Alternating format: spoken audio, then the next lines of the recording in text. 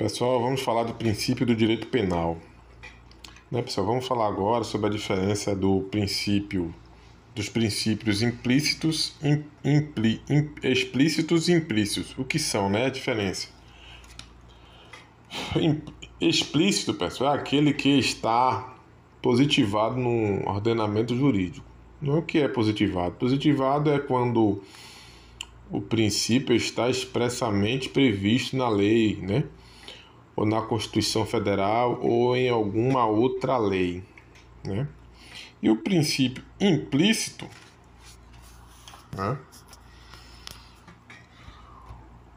o explícito já falei, agora um princípio implícito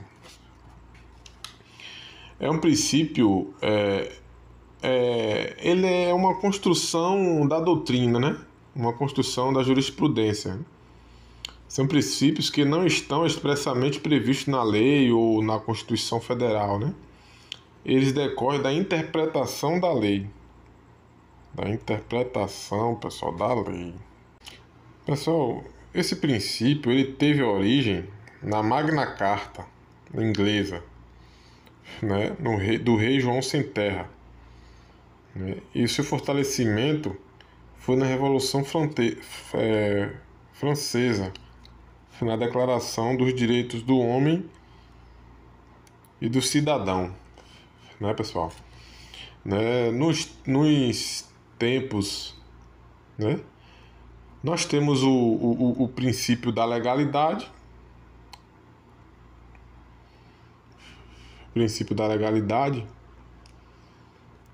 que vai se dividir em dois princípios, que é o princípio da estrita legalidade e um princípio da anterioridade, pessoal?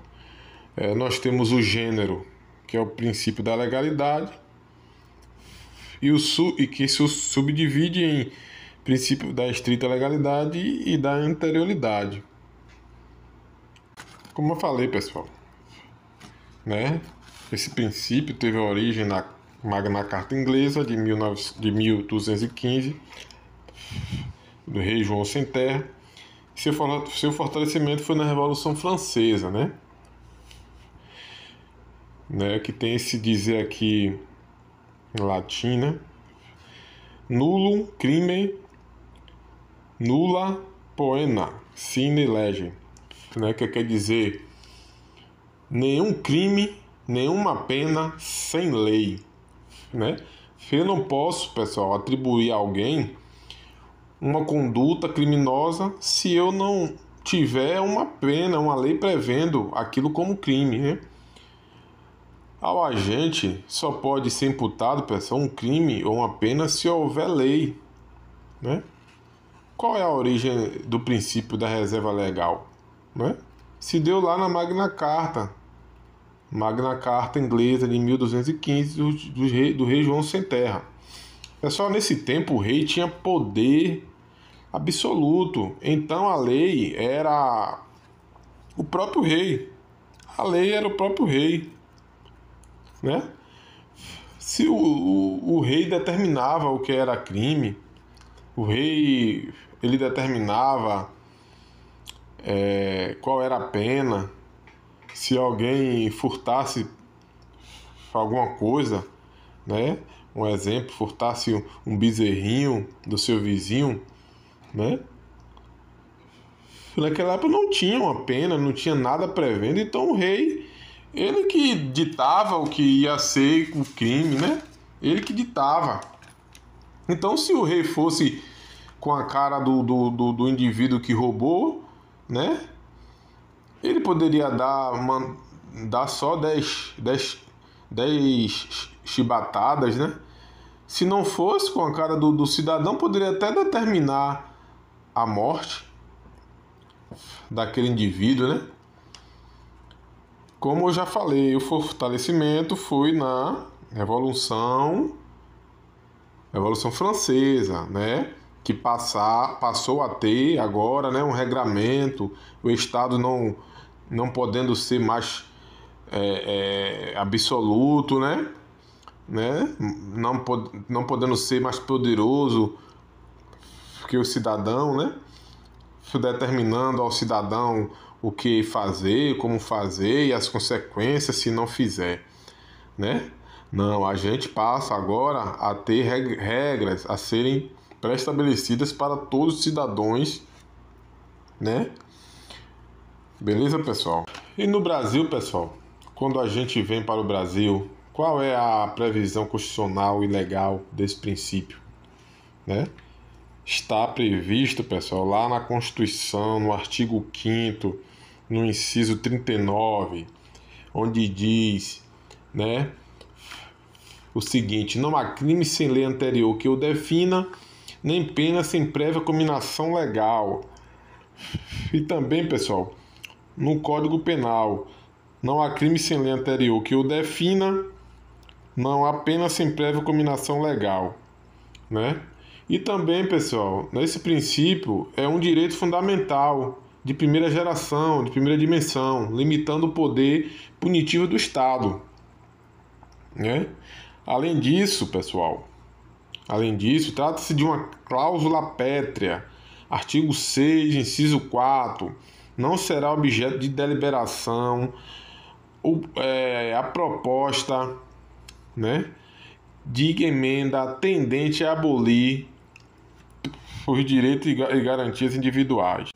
Aqui, pessoal, é um assunto que cai muito em prova esse aqui, viu? Né? Somente lei ordinária ou lei complementar pode criar crimes ou agravar penas, pessoal. Somente lei ordinária ou lei complementar pode criar crimes ou agravar penas. Quando nós falamos das fontes formais do direito penal brasileiro, a doutrina majoritária vai falar, né, pessoal, que só existe uma fonte formal imediata no direito penal brasileiro, que é a lei. Então, somente a lei pode criar crime e pode cominar pena. Eu não posso ter uma resolução do Senado, né, ou ato administrativo, né, mesmo que seja do presidente da República, determinando o que é lei. Somente por lei complementar e lei ordinária que pode ser criado crime e cominar ou agravar penas, né? Só, pessoal, né, temos que ter atenção, né? Entretanto, né, o STF, né, ele admitiu medida provisória que versa sobre direito penal quando for favorável ao réu. Então, o STF tem admitido medida provisória que versem sobre direito penal, mas que seja favorável ao réu, pessoal, né? É vedada a edição de medida provisória, né? Então, eu não posso ter uma medida provisória sobre matéria de direito penal. Se cair assim na prova, tá certo.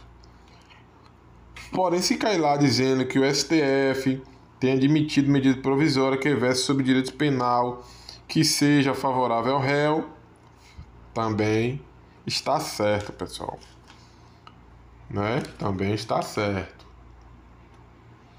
né? Porque não existe a possibilidade de criação de um crime ou do seu agravamento por meio de uma medida provisória, né? Medida provisória não pode propor sobre direito penal, né? Porém, tome cuidado, porque o STF admitiu medida provisória em matéria de direito penal para beneficiar o réu. Para prejudicar, nunca, mas para beneficiar o réu, o STF admitiu, pessoal. Também, pessoal, como decorrência desse princípio, não é permitido a analogia in malam partem no direito penal. O que é analogia in malam partem?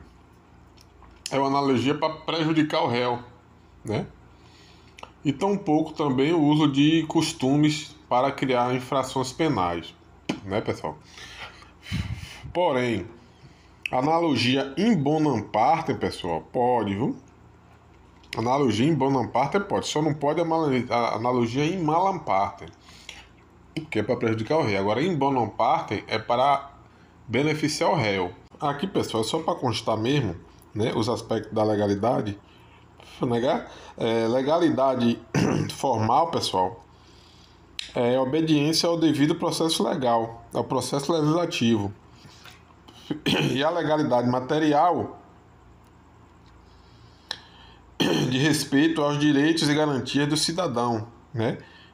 Tem que ter o respeito aos direitos e garantias do cidadão, às normas constitucionais e aos tratados internacionais de direitos humanos. Tem que fazer valer, né?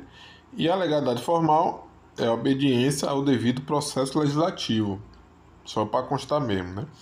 Vamos fazer questões, pessoal, sobre esse assunto, para massificar, né, melhor na nossa mente. Suponha que a Assembleia Legislativa de certa unidade da Federação votou a aprovação de um tipo penal em pontual violação às competências dos entes federados, pois cabe à União legislar sobre nova lei penal incriminadora.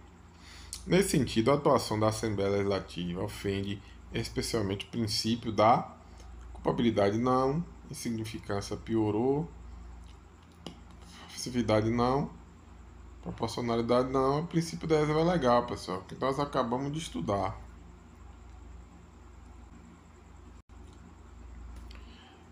Mullan é esperto em ciências da computação, sendo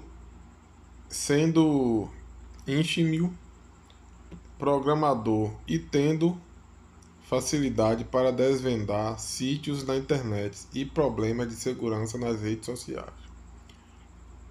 Por força de suas qualidades, suas qualificações, encontra com frequência brecha nos sistemas de grandes corporações, sendo muitas vezes contratado para averiguar as falhas existentes. Nesse percurso, veio a ser acusado de praticar atos não permitidos. Contratou um advogado, o qual afirmou que os atos realizados não estariam previstos no sistema de repressão, né? Nesse caso, nós temos nos termos do Código Penal, né, houve violação do princípio da reserva legal, pessoal. Possibilidade real não, capacidade pessoal não, praticabilidade não, né? Porque nós vemos que para punir alguém tem que ter uma lei, né? Tem que ter uma lei, tem que ter uma anterioridade de lei para punir, e já que não tem, então fere o princípio da reserva legal.